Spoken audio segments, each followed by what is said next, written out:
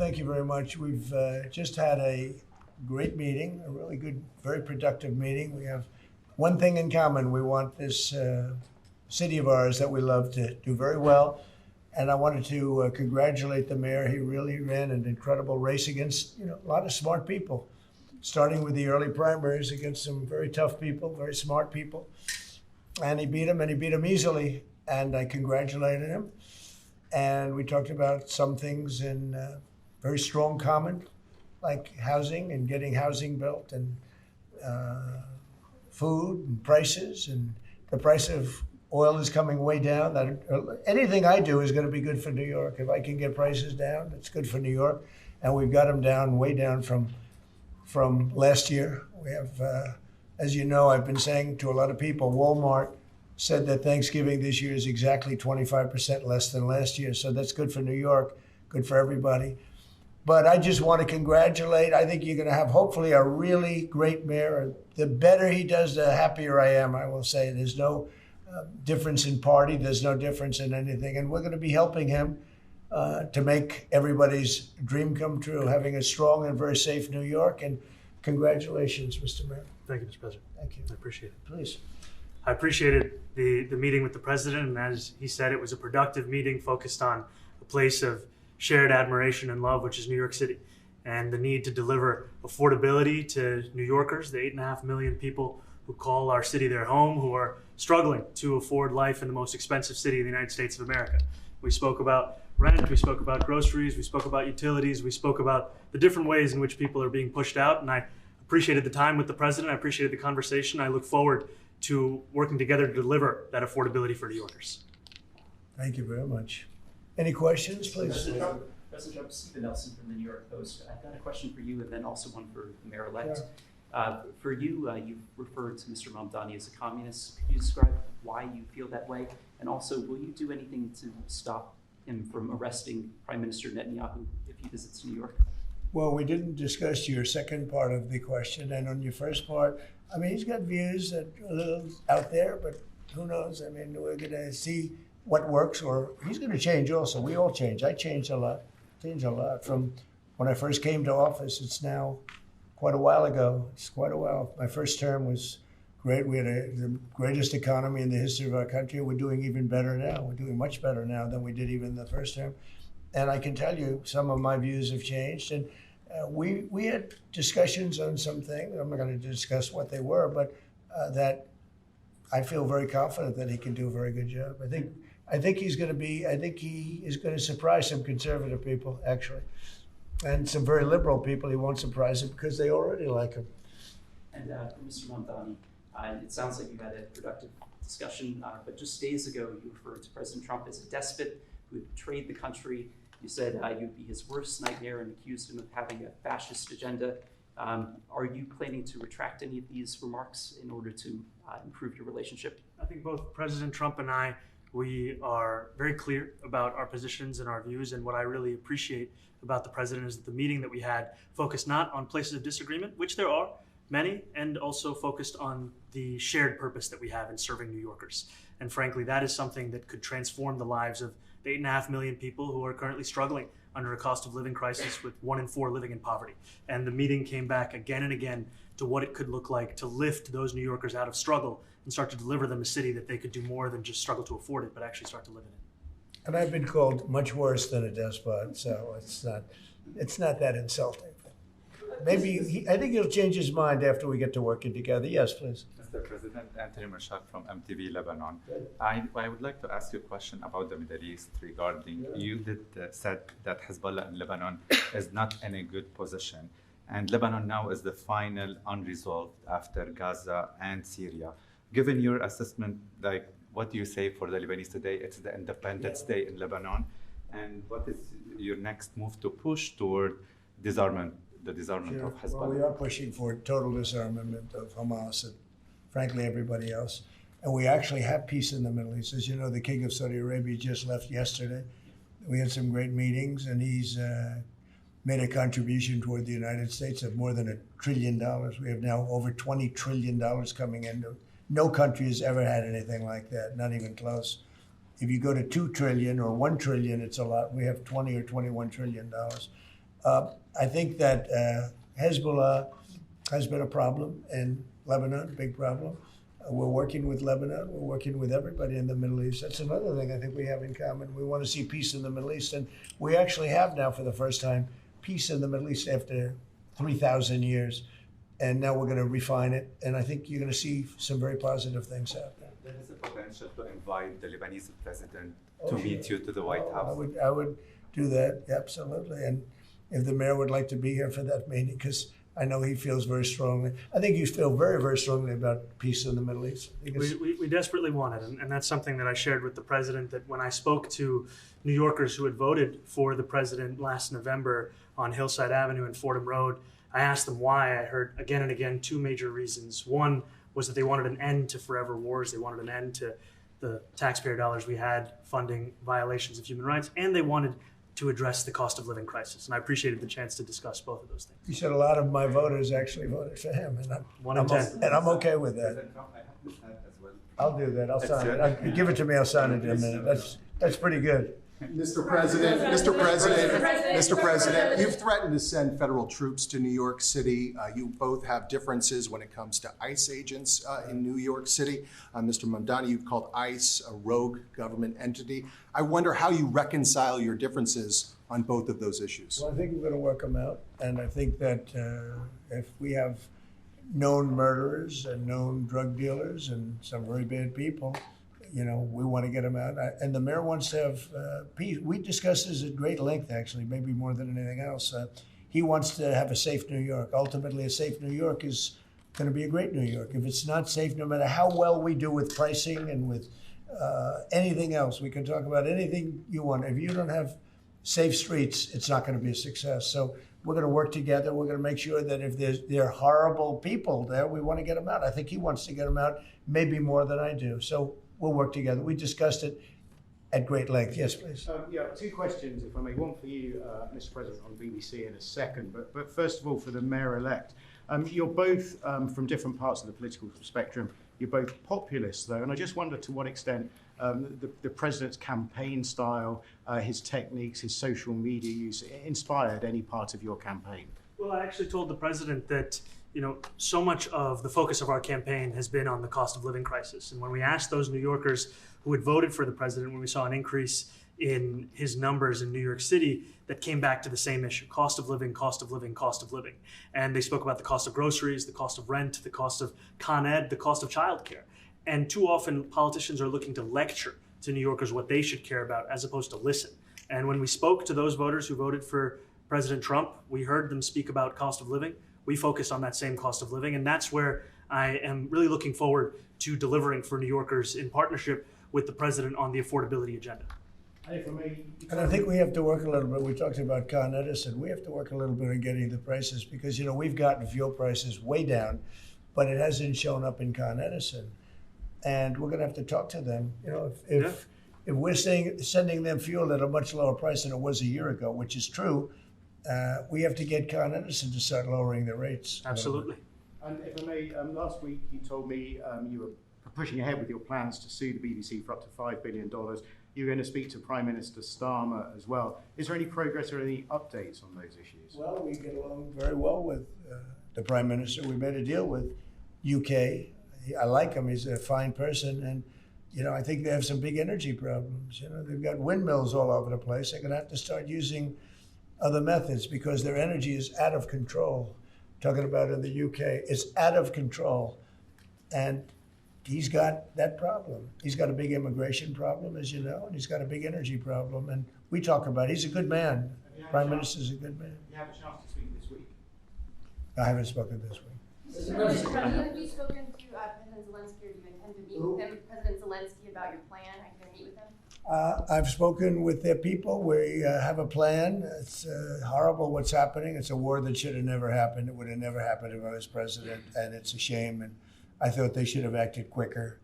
But it's a cold winter, and a lot of the you talk about utilities, but a lot of the big energy producing plants have been under attack, to put it mildly, to put it nicely. We have a way of getting peace, or we think we have a way of getting peace. He's going to have to approve it. Just so sad, so many people. month, they lost 25,000 soldiers. This is something, we haven't seen anything like this since the Second World War. And they're averaging 6,000 or 7,000 a week between the two of them, dead soldiers. And it goes on. And I think they're getting reasonably close, but I don't want to predict. I would have said that would have been one of my early ones. I did 8 peace deals of countries, including in India, Pakistan.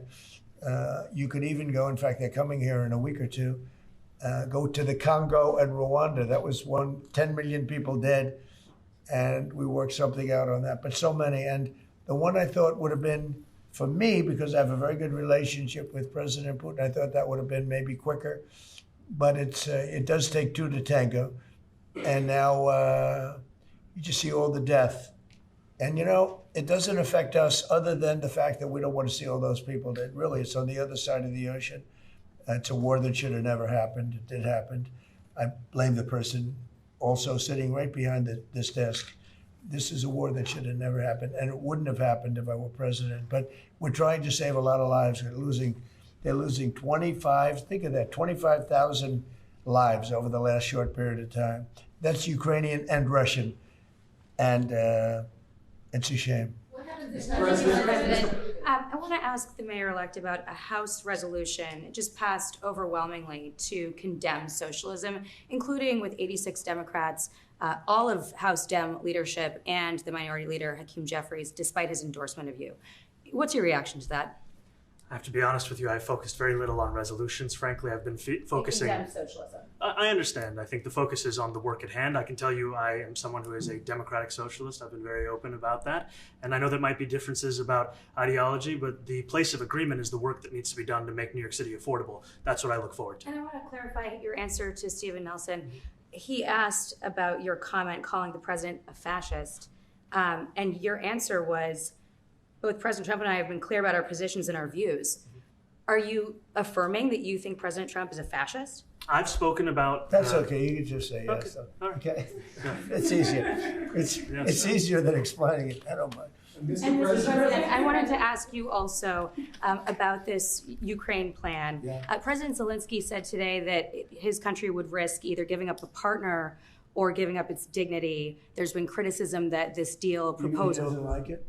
It's unclear. He was sort of tenuous about it. He'll have to like it. And if he doesn't like it, then, they should just keep fighting, I guess. The suggestion that he made, though, was that if he doesn't accept it, that the U.S. would pull back its support for Ukraine. Is that Well, at some accurate? point, he's going to have to accept something. He hasn't accepted. You remember right in the Oval Office not so long ago, I said, you don't have the cards. Don't forget, I inherited this war. This war never would have happened. I inherited this war. And I thought he should have made a deal a year ago, 2 years ago. The ultimate deal would have been if it never started. That would have been the good deal. That could have been done too if you had the right president, but you didn't have the right president. Mr. President, the cost of living is something that you and Mr. Mamdani seem to agree on. Democrats have run New York City for a long time, Mr. Mamdani. Do you see Democrat policy specifically as being a problem? And I'd like that be a question that both of you could answer in New York City. Look, I think that there are many things in our city where we have to own the responsibility of it, things that existed long before the president was the president. And those are also part of the message of our campaign, was to take on a broken politics of the past. And I ran against a number of candidates who represented different versions of that past. And what we found time and again is that working people were left behind in the politics of our city. And what we're looking to do is put those people right back at the heart of our politics so that we don't have a situation where we're in the wealthiest city in the history of the world, and yet 1 in 5 can't even afford $2.90 for a Metro card.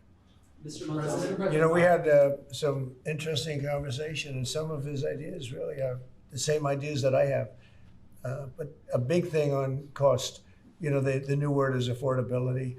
Another word is just groceries. It's sort of an old-fashioned word, but it's very accurate. And they're coming down high. They were, we had, both of us, we had the highest inflation in the history of our country the last 4 years under the Biden administration. And we've got inflation down now to a normal number. It's going to go even a little bit lower than that. Katie, do you have something? Mr. President, thank you so much.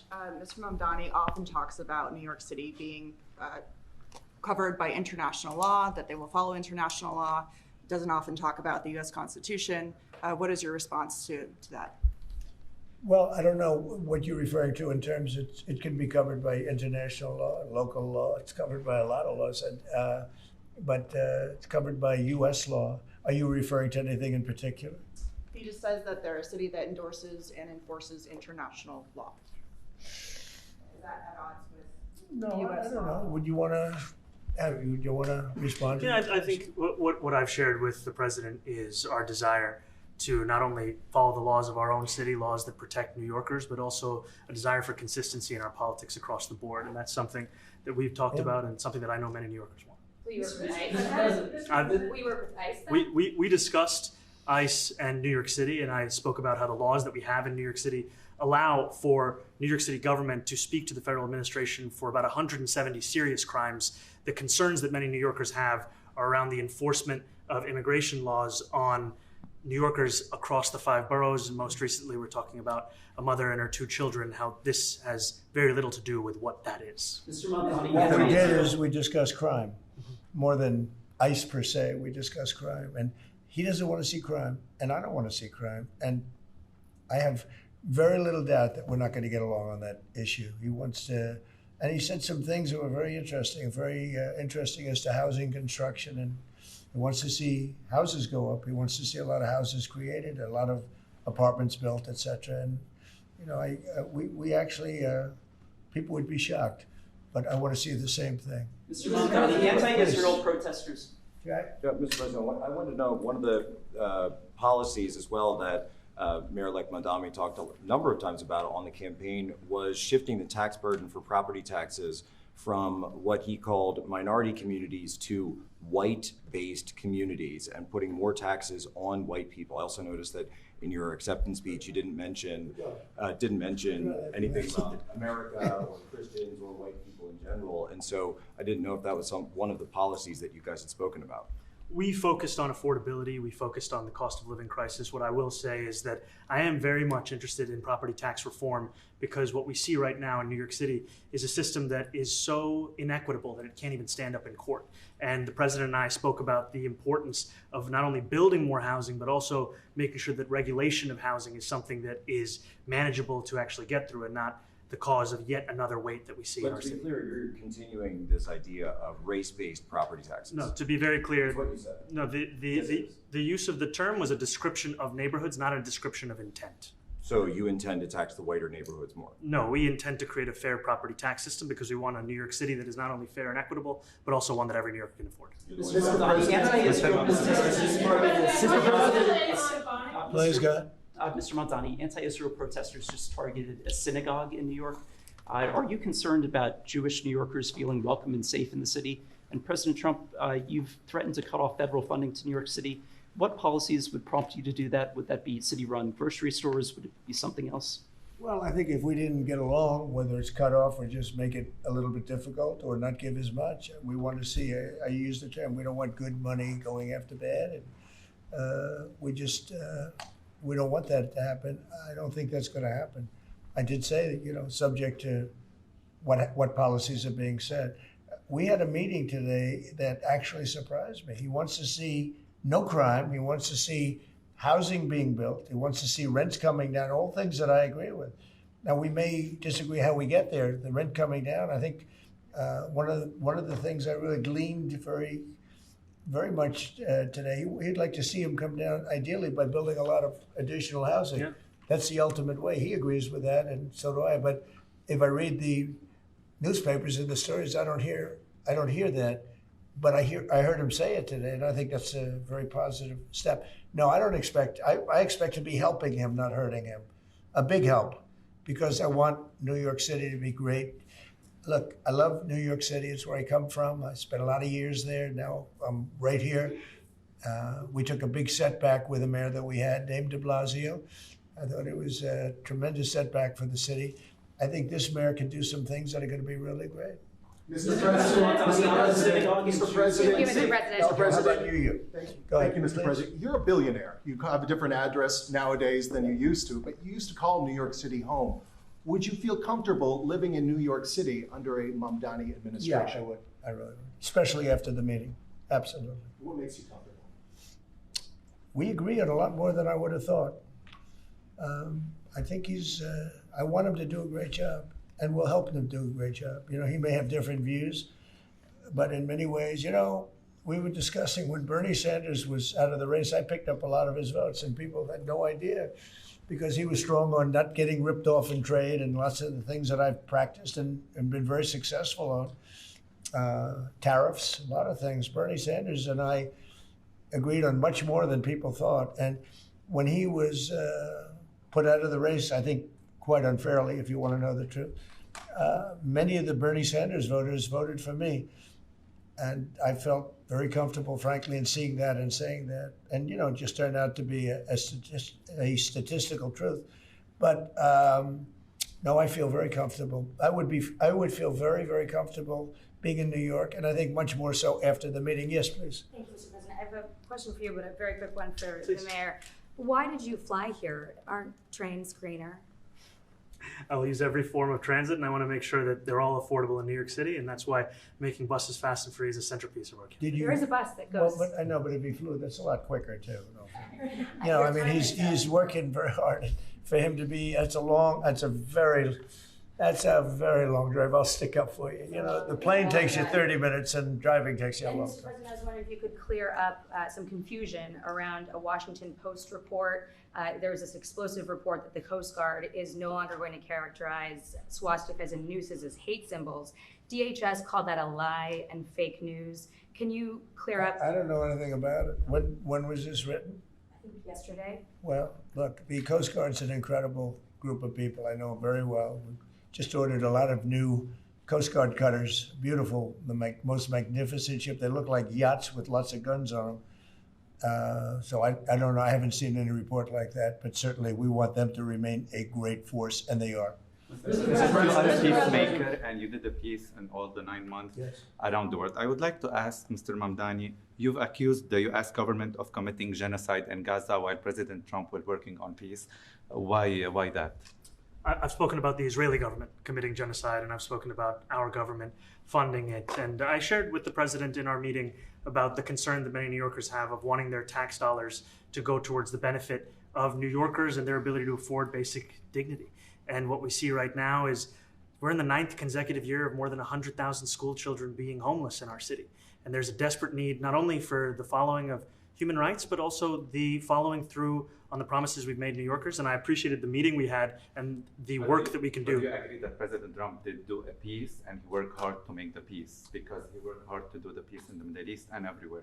What do you agree with that? I appreciate all efforts towards peace, and I shared with President Trump that when I spoke to Trump voters on Hillside Avenue, including one of whom was a pharmacist that spoke about how President Trump's father actually went to that pharmacy not too far from Jamaica Estates, that people were tired of seeing our tax dollars fund endless wars. And I also believe that we have to follow through on the international human rights. And I know that still today those are being violated, and that continues to be work that has to be done no matter where we're speaking of. Mr. President, question for Mr. Thank you, Mr. President. Do you view the mayor-elect as the true leader of the Democrat Party?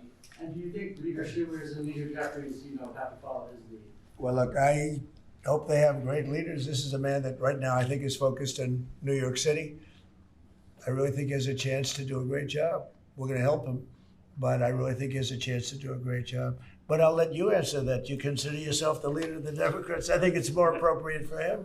I consider myself the next mayor of New York City, and I keep my horizons firmly on New York City. And I appreciate the meeting with the president, which focused again on the 5 boroughs and whether New Yorkers could afford to live there. By the way, being the mayor of New York City is a big deal. Absolutely. I always said, one of the things I would love to be someday is the mayor of New York City. Being the mayor of New York, and especially now, because I think you're at really a turning point, one way or the other. It could go great, or it can go in a different direction. And I think you really have a chance to make it great. Mr. President, you say you love New York City. Mr. Mamdani, does New York City love President Trump?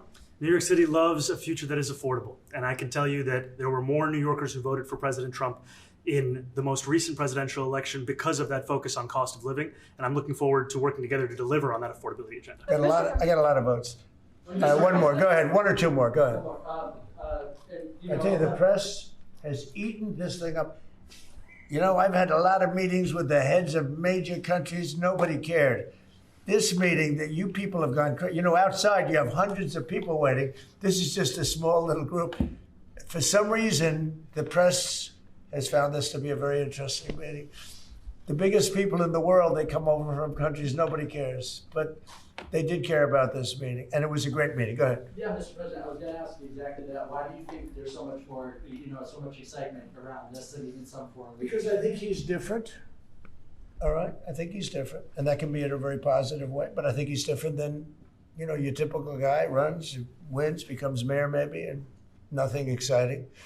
Because he has a chance to really do something great for New York. New York is at a very critical point, and he does need the help of the federal government to really succeed, and we're going to be helping him. But he's different than, your average candidate. He came out of nowhere. I said he has a great campaign manager standing over there. He came out of nowhere. Would you start off at 1 or 2? And then I watched. I said, who is this guy? He was at 1, then he was at 3, then he was at 5, then he was at 9. Then he went up to 17. I said, that's getting a little bit interesting, right? And then all of a sudden he wins a primary that nobody expected he was going to win. It's a great tribute. I mean, it's an amazing thing that he did. And I'll just add one thing to what the president said. Is one thing I also appreciated is in our meeting to appreciate a portrait of FDR and the incredible work that was done with the New Deal, and also in thinking about what it can look like when the federal government and New York City government work together to deliver on affordability. It can be transformative. We have a great portrait of FDR that I found in the vaults that was missing for years. I found it, and I put it up. He's a Democrat, to the best of my knowledge. He's a Democrat. And when the mayor saw that portrait, he said, "Sir, do you mind if I have a picture taken by that portrait?" It's an amazing portrait. I hope the picture comes out good. But it's an amazing portrait in the cabinet room. So he's a big fan of the New Deal, I guess, and of FDR. Yes, ma'am. Thank you, Mr. President. You said that you both spoke about crime. There are many police officers set to come off the rolls at the end of this year in New York City. Are you going to allow those police to be replaced with police officers, actual cops? And are you going to require that happens? Would there be some consequence if the Well, I hope staff... it happens, but again, that's going to be ultimately the mayor's decision. What's your answer? Is that I look forward to delivering public safety with the NYPD, and I've said over the course of our campaign that we have the number of police officers today. They are the ones that's budgeted about 35,000 headcount.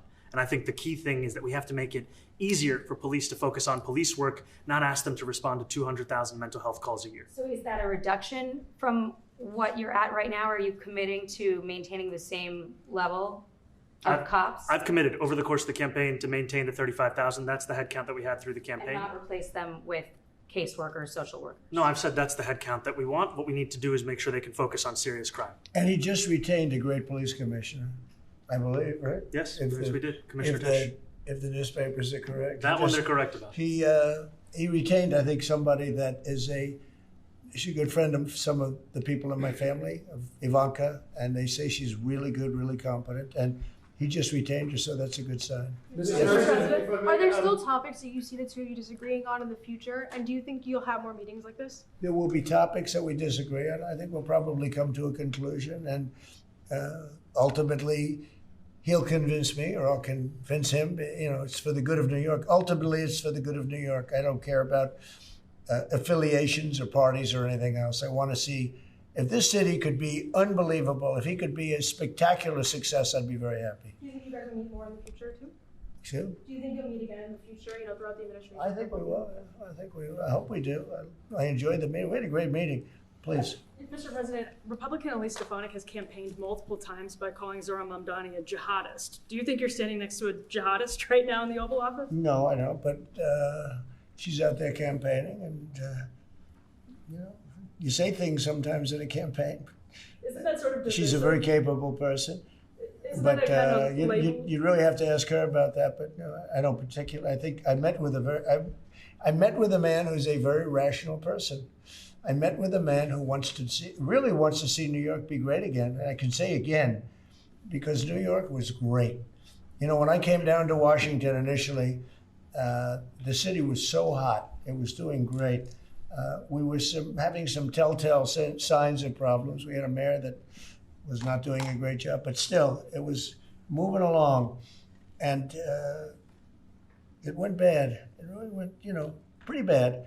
And I think it's been at lower points, but it went pretty bad. I think he can bring it back. Now, the question is, will he bring it back all the way? Will he bring it back greater than ever before, which is, I guarantee, that's his wish. I think he wants to make it greater than ever before. And if he can, we'll be out there cheering. I'll be cheering for him. Okay? Thank you very much, everybody. You chose not to answer the question about the synagogue protest. Thank you very much. I care very deeply about Jewish safety, and I look forward to rooting out anti-Semitism across the 5 boroughs and protecting Jewish New Yorkers and every New Yorker who calls the City Hall. Thank you for asking, moving guys.